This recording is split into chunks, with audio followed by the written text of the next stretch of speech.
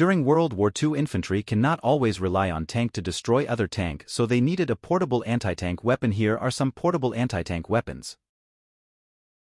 German infantry relied on a variety of anti-tank weapons to counter the threat of enemy armored vehicles.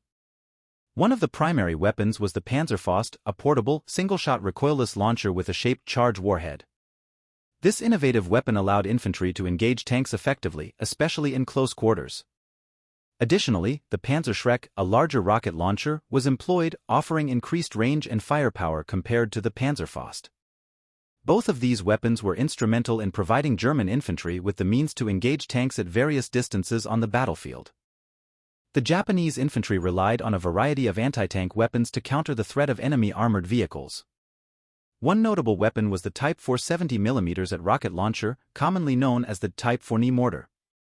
While originally designed as an infantry mortar, its portability and explosive charge made it effective against lightly armored vehicles. The Americans' infantry employed a range of anti-tank weapons to counter the threat of enemy armored vehicles.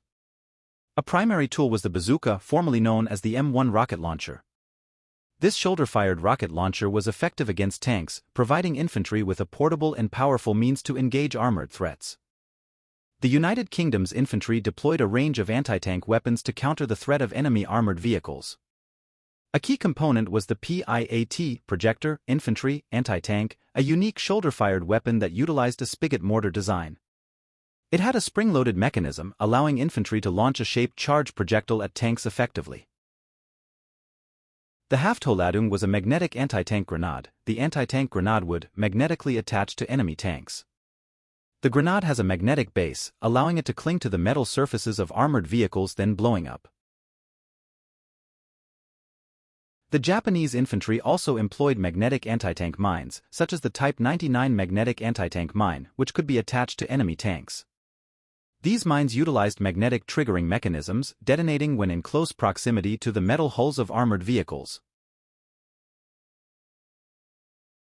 The Italian military also used various types of anti-tank grenades and mines, including the Breda Mod 35 anti-tank grenade.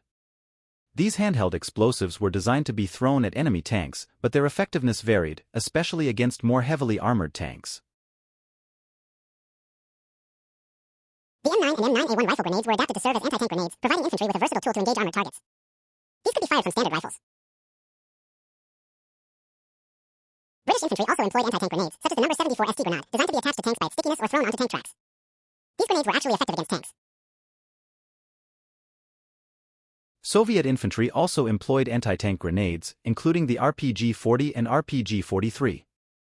These hand-thrown explosives were designed to be attached to tanks or thrown onto tank tracks, utilizing shaped charges for increased armor penetration.